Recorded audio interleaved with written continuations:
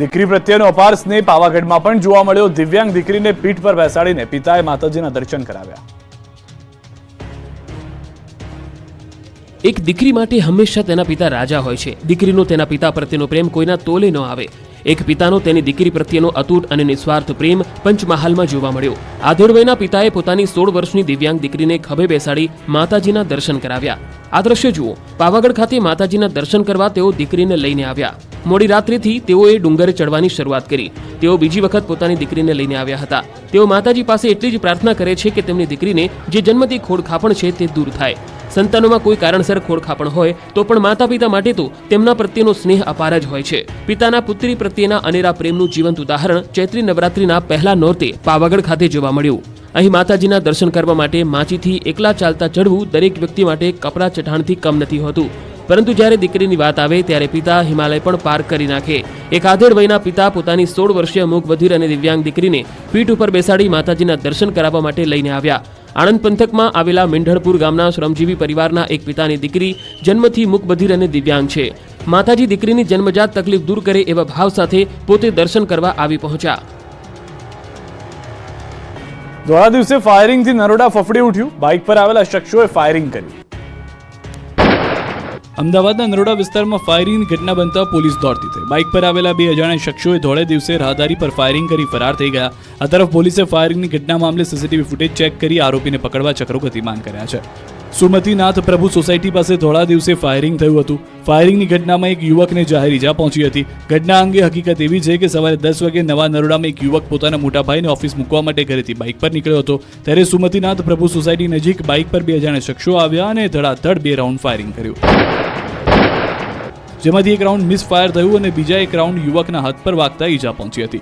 ઈજાગ્રસ્ત યુવકને civil hospital ખસેડાયો હતો। આ તરફ નરોડા પોલીસે 2 અજાણ્યા શખ્સો સામે ગુનો નોંધી છે અને પોલીસે તપાસમાં સામે આવ્યું છે કે ફાયરિંગ કરવા પાછળ કારણ અંગત અદાવત હોઈ શકે છે। ફાયરિંગ કરનાર 2 શખ્સોની પોલીસે સીસીટીવીના આધારે તપાસ શરૂ કરી છે, જેમાં આરોપીની કોઈ ઓળખ થઈ નથી। આરોપી નંબર પ્લેટ વગરની બાઇક લઈને આવ્યા હોવાનું ખુલ્યું છે। અમદાવાદમાં 17 વર્ષીય સગીરાને યુવકે બનાવી હવસનો શિકાર, આરોપી પોલીસ સકંજામાં। અમદાવાદના સુલા વિસ્તારમાં સગીર વયની દીકરી સાથે દુષ્કર્મની ઘટના સામે આવતા ખળભળાટ મચી ગયો। 32 વર્ષીય પરિણીત નરાધમે સગીરા સાથે દુષ્કર્મ આચર્યું। એટલું જ નહીં, બ્લેકમેલ કરીને સતત શારીરિક શોષણ કરતા સગીરાએ પોલીસ ફરિયાદ નોંધાવી। પોલીસને જાણ થતાં જ પોલીસે આરોપીની ધરપકડ કરી લીધી।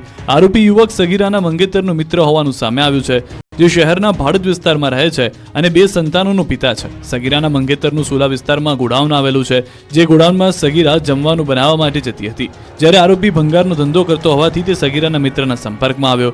જો કે એકલતાનો લાભ લઈને તેને સગીરા સાથે દુષ્કર્મ આચર્યું અને ત્યારબાદ આ ઘટનાની જાણ તેના મંગેતરને જણાવી દેશે તેમ કહીને તેને બ્લેકમેલ કરી અવારનવાર શારીરિક શોષણ કરતો। હાલમાં પોલીસે આરોપીની ધરપકડ કરીને સમગ્ર મામલે વધુ તપાસ શરૂ કરી છે। સુરતમાં સ્માર્ટ પ્રીપેડ વીજ મીટર લગાડવાની કામગીરી શરૂ। પીપલોદમાં 825 ફ્લેટમાં સ્માર્ટ વીજ મીટર લગાવાયા। કેન્દ્ર સરકારના સ્માર્ટ વીજ મીટર પ્રોજેક્ટ અંતર્ગત દક્ષિણ ગુજરાત વીજ કંપની દ્વારા શહેરમાં 40 લાખ સ્માર્ટ પ્રીપેડ વીજ મીટર લગાડવાની કામગીરી શરૂ કરવામાં આવી। સુરતના પીપલોદ ખાતે આવેલા પાલિકાના સુમનસેલ એપાર્ટમેન્ટના 825 જેટલા ફ્લેટની અંદર સ્માર્ટ પ્રીપેડ વીજ મીટર દક્ષિણ ગુજરાત વીજ કંપની દ્વારા લગાડવામાં આવ્યા છે। માત્ર એક એપ્લિકેશનની મદદથી મોબાઈલમાંથી જ દક્ષિણ વીજ સંબંધિત તમામ પ્રકારની સુવિધાઓ વીજ ગ્રાહકને સરળતાપૂર્વક મળી રહેશે, જેમાં વીજ વપરાશથી લઈને વીજ બિલ સુધીની સુવિધાઓ પણ મોબાઈલમાં મળી રહેશે। દક્ષિણ ગુજરાત વીજ કંપની દ્વારા સ્માર્ટ પ્રીપેડ વીજ મીટર લગાડવા માટે 2 તબક્કામાં આ કામગીરી શરૂ કરવામાં આવી છે। આ વીજ મીટર લગાડ્યા બાદ વીજ સંબંધિત તમામ સમસ્યાઓથી વીજ ગ્રાહકોને છુટકારો મળી રહેવાનો છે। વીજ સંબંધિત સમસ્યાઓ હોય કે પછી વીજ બિલ અંગેની જાણકારી માટે ગ્રાહકોએ કચેરી સુધી નહીં લંબાવવું પડે। માત્ર મોબાઈલની અંદર જ દક્ષિણ ગુજરાત વીજ કંપનીની એપ્લિકેશન પરથી ગ્રાહકે કેટલો વીજ વપરાશ કર્યો છે અને તેનું હાલનું બિલ કેટલું છે તેની તમામ જાણકારી પણ માત્ર આંગળીના ટેરવે મળી રહેવાની છે। અંબાજી સહિત રાજ્યભરના મંદિરોમાં ભક્તોની ભીડ ઉમટી। અંબાજી મંદિરે રંગબેરંગી ફૂલોથી મહેકી ઉઠ્યા। ચૈત્રી નવરાત્રીના પ્રથમ દિવસે જ અંબાજીમાં ભક્તોનો સૈલાબ ઉમટ્યો। વહેલી સવારથી જ મોટી સંખ્યામાં શ્રદ્ધાળુઓ અંબાજી તરફ આવ્યા। ચૈત્રી નવરાત્રીને લઈને અંબાજી મંદિરને રંગબેરંગી ફૂલોથી શણગારવામાં આવ્યું। ચૈત્રી નવરાત્રીના પ્રથમ દિવસે શક્તિપીઠ અંબાજીમાં માઈ ભક્તોની ભીડ ઉમટી પડી। માતાજીના દર્શન માટે ભક્તો અધીરા થયા તો મંગળા આરતીનો મોટી સંખ્યામાં ભક્તોએ લાભ લીધો. નવરાત્રીના પાવન પર્વ પર મા અંબાના દર્શન કરી ભક્તોએ ધન્યતા અનુભવી. આ તરફ સુરતના અંબિકા નિકેતન મંદિરમાં પણ મા અંબાના દર્શન માટે ભક્તોનું ઘોડાપૂર ઉમટ્યું. સવારના 6 વાગ્યાથી દર્શન કરવા માટે ભક્તોએ લાંબી લાઈન લગાવી. રાત્રિના 11 વાગ્યા સુધી ભક્તો મા અંબાના દર્શન કરી શકે તે માટેની વ્યવસ્થાઓ મંદિર દ્વારા કરવામાં આવી છે. મહત્વનું છે કે સુરતના પાર્લે પોઈન્ટ વિસ્તારમાં આવેલ સુપ્રસિદ્ધ અંબિકા નિકેતન મંદિર 55 વર્ષ જૂનું છે, જે મંદિર જોડે ભક્તોની ધાર્મિક આસ્થા જોડાયેલી છે. ચૈત્રી નવરાત્રીનો પ્રારંભ થતા અત્યારે અનેક ભક્તોમાં ઉત્સાહ બેવડાયો છે. ચૈત્રી નવરાત્રીના પ્રારંભ સાથે જ રાજ્યના યાત્રાધામો ભક્તોથી ઉભરાયા. પાવાગઢમાં માઈ ભક્તોનો ધસારો વધ્યો. પાવાગઢ શક્તિપીઠના મહાકાળી મંદિરે શ્રદ્ધાળુઓની ભીડ ઉમટી. સવારે 4 વાગે હજારો ભક્તો આરતીનો લાહો લીધો. ચૈત્રી નવરાત્રીનો પ્રારંભ થતાં જ 9 દિવસ માતાજીની ઉપાસનાના પર્વ દરમિયાન રાજ્યના યાત્રાધામમાં શ્રદ્ધાળુઓનું ઘોડાપૂર ઉમટ્યું. પહેલા નોરતે દેશ સહિત ગુજરાતના શક્તિપીઠોમાં વિશેષ પૂજા અર્ચના થઈ રહી છે. શક્તિપીઠ પાવાગઢમાં મહાકાળી માતાજીના દર્શને મોટી સંખ્યામાં માઈ ભક્તો ઉમટ્યા તો કેટલાક માઈ ભક્તો મોડી રાત્રે જ પાવાગઢ ડુંગર ખાતે પહોંચી ગયા અને જ્યાં જગ્યા મળે ત્યાં આરામ કરતા જોવા મળ્યા. સાથે જ વહેલી સવારે 4 વાગે નિજ મંદિરના દ્વાર ખોલવામાં આવ્યા અને મંગળા આરતી થઈ રહી હતી.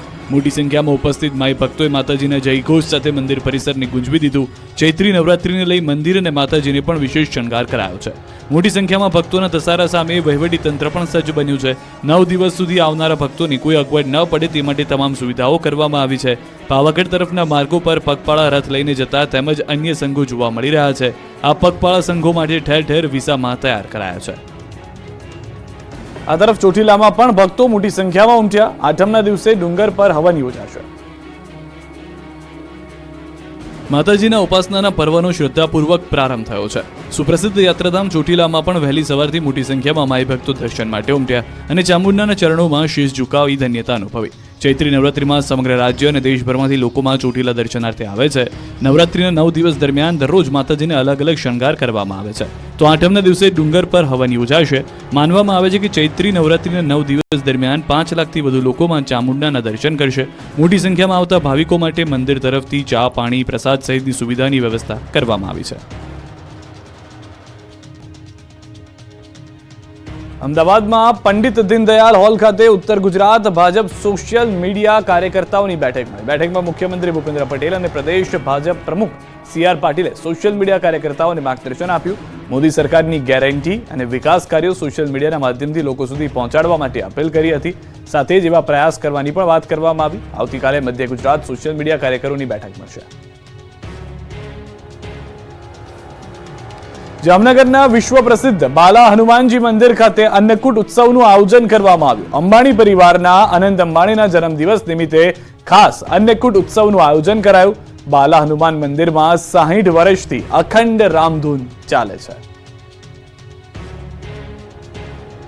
આજે એમને એમના જન્મદિવસની ઉજવણી ત્યાં કરતા હોય છે, ધાર્મિક રીતે પણ કરતા હોય છે. જ્યારે બાલા હનુમાન મંદિરને પણ ખાસ યાદ કરી અને આજે અહીંયા અન્નકૂટનો ભોગ જ્યારે ભગવાનને ધરાવ્યો છે ત્યારે અંબાણી પરિવારના સુપુત્ર એવા અનંતભાઈ અંબાણીને માટે હું ભગવાન શ્રી બાલા હનુમાનને પ્રાર્થના કરું છું કે એમને ખૂબ લાંબુ આયુષ્ય આપે, સારું આરોગ્ય આપે અને ખૂબ સારી વિચાર શક્તિ આપે એવી ભગવાન પાસે હું પ્રાર્થના કરું છું. ભાવનગરમાં દવા હટાવની કામગીરીનો વિરોધ કરાયો. મહાનગરપાલિકાના એસ્ટેટ અધિકારી અને ટીમને મહિલાઓએ ઘેર્યા હતા. શાક માર્કેટ અને અન્ય વિસ્તારોમાં ગેરકાયદેસર લારીઓ હટાવી હતી, જેથી મહિલાઓએ તેમજ સ્થાનિકોએ રોષ જોવા મળ્યો હતો. જો 200 થી વધુ લારીઓ રસ્તા વચ્ચેથી દૂર કરી રસ્તો ખુલ્લો કરાયો હતો. અવારનવાર હુમલાની ઘટનાથી મહાનગરપાલિકાની ટીમ ચિંતામાં ઘેરાઈ હતી. ધોમધકતા તાપમાં ખેડૂતોના હૈયે ટાઢક વળે એવા સમાચાર. આ વખતનું ચોમાસું સારું રહેવાનું સ્કાયમેટનું અનુમાન. જોરદાર રહેશે આ વખતનું ચોમાસું. ખાનગી હવામાન એજન્સી સ્કાયમેટની આગાહી. જૂન જુલાઈ કરતા સપ્ટેમ્બરમાં વરસાદ ભૂક્કા કાઢશે. આકાશમાંથી અગનગોળા વરસી રહ્યા છે તો રાજ્યના કેટલાક વિસ્તારોમાં કમોસમી વરસાદની આગાહી છે. આ દરમિયાન ખેડૂતો માટે સૌથી મોટી રાહતની વાત આવી છે. ખાનગી હવામાન એજન્સી સ્કાયમેટે મહત્વની આગાહી કરતા જણાવ્યું કે દેશમાં આ વખતનું ચોમાસું જોરદાર રહેશે. ભારતની અગ્રણી હવામાન પૂર્વાનુમાન કંપની સ્કાયમેટે 2024ને લઈને ચોમાસાનું પૂર્વાનુમાન જાહેર કરતા જણાવ્યું કે આ વર્ષે ગુજરાતમાં પણ સારા વરસાદની અપેક્ષા છે, જોકે ચોમાસાની શરૂઆતમાં અલ નીનોની અસર દેખાઈ શકે છે. સ્કાયમેટ અનુસાર 2024માં ચોમાસું સામાન્ય રહેશે. એજન્સીએ ચોમાસાની સિઝન 102% રહેવાની આગાહી કરી છે. સાથે જ દેશના દક્ષિણ, પશ્ચિમ અને ઉત્તર પશ્ચિમમાં સારા વરસાદની આગાહી કરવામાં આવી છે. એટલે કે દેશના પશ્ચિમ તટે આવેલા ગુજરાતમાં પણ સારો વરસાદ વરસશે. કયા મહિનામાં કેવો થશે વરસાદ તેની પણ આગાહી કરતા સ્કાયમેટે જણાવ્યું કે જૂન મહિનામાં 95% વરસાદ પડી શકે છે, જ્યારે જુલાઈમાં 105%, ઓગસ્ટમાં 98% અને સપ્ટેમ્બરમાં 110% વરસાદ વરસી શકે છે. સામાન્ય રીતે જૂન જુલાઈમાં નોંધપાત્ર વરસાદ વરસતો હોય છે, પરંતુ આ વર્ષે સપ્ટેમ્બરમાં વધુ વરસાદની આગાહી છે. ભીષણ ગરમી વચ્ચે રાજ્યના કેટલાક વિસ્તારોમાં કમોસમી વરસાદની આગાહી. 13 થી 15 એપ્રિલે માવઠું પડી શકે. ભર ઉનાળે માવઠું ત્રાટકશે. 13 થી 15 એપ્રિલે આકાશી આફતના એંધાણ. 3 દિવસ સુધી કચ્છમાં હીટ વેવની આગાહી. ધૂમધકતા તડકા વચ્ચે લોકોના ઘરોમાં પંખાની સાથે સાથે એસી પણ શરૂ થઈ ગયા છે. જો કે કેટલાક વિસ્તારોમાં હવામાનમાં મોટા ફેરફારના સંકેત છે. આગામી દિવસોમાં કેટલાક વિસ્તારોમાં ભર ઉનાળે વરસાદ ખાબકવાની હવામાન વિભાગે ચિંતાજનક આગાહી કરી. 13 થી 15 એપ્રિલ સુધી રાજ્યમાં હળવા વરસાદના એંધાણ છે, જેમાં 13 એપ્રિલે વલસાડ, નવસારી, સુરત, ગીર સોમનાથમાં માવઠું ત્રાટકવાની આગાહી છે. આ ઉપરાંત 14 અને 15 એપ્રિલે પણ કમોસમી વરસાદ ખાબકી શકે. वलसाड़, नवसारी, सूरत डे 5 के लिए और डे 6 और डे 7 के लिए नर्मदा, छोटा उदयपुर, दाहोद ये ज़िले हैं जहाँ पे लाइट रेन आइसोलेटेड प्लेसेस पे होंगी. એક તરફ વરસાદની આગાહી તો બીજી તરફ કચ્છમાં કાળઝાળ ગરમી અનુભવાશે. હવામાન વિભાગે કહ્યું કે આગામી 3 દિવસ કચ્છમાં હીટ વેવની સંભાવના છે. આ ઉપરાંત સૌરાષ્ટ્રના દરિયાકાંઠાના વિસ્તારમાં અકળામણ અનુભવાશે. तो हीट वेव वार्निंग आने वाले 3 दिनों के लिए कच्छ एरिया में दिया गया है. डे 1, डे 2, डे 3 में आइसोलेटेड पॉकेट्स में, और सौराष्ट्र और कच्छ के लिए डिस्कम्फर्ट कंडीशन आने वाले 3 दिनों तक प्रिवेल करेगी. કમોસમી વરસાદ અને ગરમીની આગાહી વચ્ચે ખેડૂતો માટે રાહતના સમાચાર. ખાનગી હવામાન એજન્સી સ્કાયમેટે ચોમાસું સારું રહેશે તેવી કરી આગાહી. એજન્સીએ ચોમાસાની સિઝન 102% રહેવાની કરી આગાહી. ચોમાસાની શરૂઆતમાં અલ નીનોની અસર દેખાઈ શકે. દેશના દક્ષિણ, પશ્ચિમ અને ઉત્તર પશ્ચિમમાં સારા વરસાદની આગાહી. એટલે કે પશ્ચિમ તટે આવેલા ગુજરાતમાં સારા વરસાદની આગાહી વ્યક્ત કરાઈ. ગુજરાતમાં આકરી ગરમી વચ્ચે વરસાદની આગાહી. 13 થી 15 એપ્રિલ સુધી ગુજરાતમાં હળવો વરસાદ થઈ શકે. 13 એપ્રિલે વલસાડ, નવસારી, સુરત, ગીર સોમનાથમાં વરસાદની આગાહી. 14 અને 15 એપ્રિલે છોટાઉદેપુર, દાહોદ, નર્મદા, ગીર સોમનાથમાં વરસાદની આગાહી. કચ્છ જિલ્લાના રહીશો માટે એલર્ટ. આગામી 3 દિવસ કાળઝાળ ગરમી માટે રહેજો તૈયાર. 3 દિવસ કચ્છમાં હીટવેવની આગાહી કરવામાં આવી. ગુજરાતના કાંઠામાં ઉકળાટભર્યું વાતાવરણ રહી શકે. ઉનાળાની શરૂઆતમાં અમદાવાદમાં વકર્યો રોગચાળો. એપ્રિલ માસના પ્રથમ સપ્તાહમાં ઝાડા ઉલટીના 321, કમળાના 46, ટાઇફોઇડના 68 કેસ નોંધાયા. સિઝનલ ફ્લૂના 49 અને કોલેરાના 3 કેસ સામે આવતા આરોગ્ય તંત્ર એલર્ટ. અમદાવાદમાં ગરમીનો પારો 40 ડિગ્રીએ પહોંચવા આવ્યો છે. કાળઝાળ ગરમીથી રાહત આપવા સામાજિક સંસ્થાઓ આગળ આવી. શહેરના અનેક વિસ્તારમાં પારો વધતા નિઃશુલ્ક છાશ કેન્દ્રો શરૂ કરાયા. મોટી સંખ્યામાં લોકોની ભીડ છાશ કેન્દ્ર પર જોવા મળી. ઘઉંની સિઝન શરૂ થતાં આણંદના તારાપુર એપીએમસીમાં ખેડૂતો ઘઉંની હરાજી કરવા પહોંચ્યા, તો સાથે હરાજી માટે આવેલા ખેડૂતોએ ઘઉંના ભાવ ઓછા મળી રહ્યા હોવાનો પણ આક્ષેપ કર્યો. વેપારીઓના મતે આ વર્ષે ઘઉંની સિઝન નબળી છે, જ્યારે પ્રખ્યાત ભાલિયા ઘઉંના ભાવ પણ ઓછા મળી રહ્યાનો આક્ષેપ. બનાસકાંઠામાં ટેકાના ભાવે રાયડાની ખરીદી સેન્ટર પર લાગી ટ્રેક્ટર્સની લાંબી લાઈન. 300 થી વધુ ખેડૂતો ટ્રેક્ટર લઈ પહોંચ્યા ખરીદી સેન્ટર. ગુજકોમાં 16,130 રૂપિયાના ભાવે રાયડાની ખરીદીની કરી જાહેરાત. ધાનેરા તાલુકા સંઘ ખાતે રાયડાનો સારો ભાવ મળતા ખેડૂતો ખુશખુશાલ. ધાનેરા તાલુકામાં 10,000 થી વધુ ખેડૂતોએ ટેકાના ભાવે ખરીદી માટે કરાવ્યું રજીસ્ટ્રેશન. ખુલ્લા માર્કેટ કરતા સારા ભાવ મળતા ખરીદી સેન્ટર પર ઉમટ્યા ખેડૂતો. ઉનાળાની શરૂઆતે જ ભાવનગર જિલ્લાના 7 જળાશયોના તળિયા દેખાયા. રાજવડ, લાખણકા, હમીરપરા અને હણોલ સહિતના ડેમોમાં પાણીનો જથ્થો ખાલી થયો. ખેતી અને પીવાના પાણીને લઈને ચિંતાના વાદળો ઘેરાયા.